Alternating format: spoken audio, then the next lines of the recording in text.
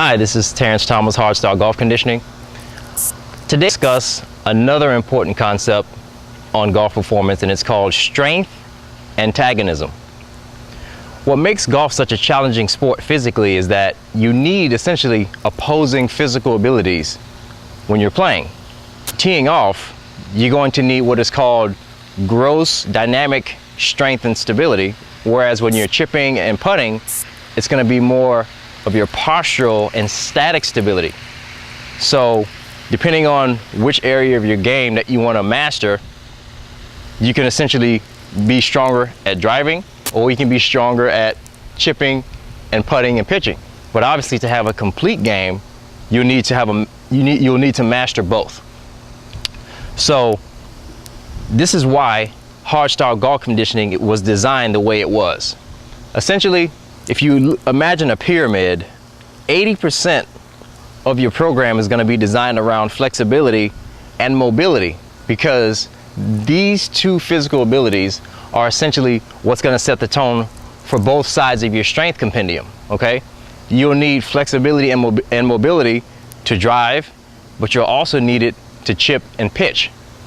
But you must have a good foundation of flexibility and mobility if you ever want to hope to express your full power in terms of increasing your distance and just having better control over your shots.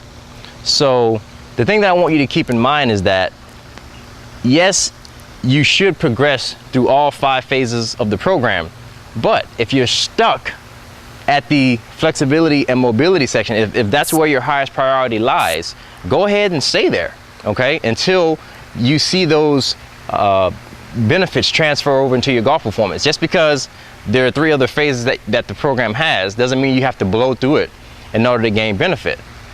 So the point is, if you need to stay in a phase in order for you to get better, go ahead and do that.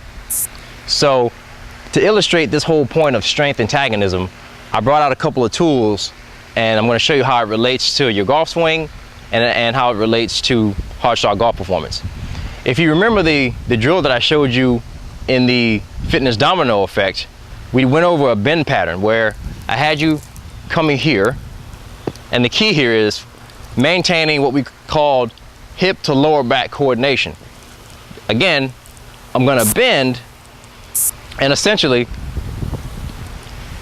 I'm using active flexibility or mobility, but also postural stability in my lower back.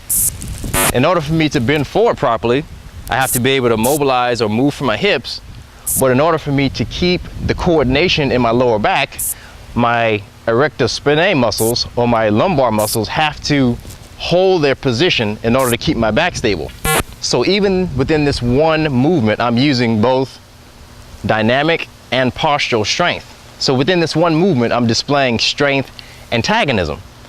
Let's take it a step further. Now we have our bend pattern. So to express this at a higher level, in order for you to do a kettlebell swing, which I'll demonstrate in a second properly, you would have had to have mastered the drill that I had just showed you. So here it is.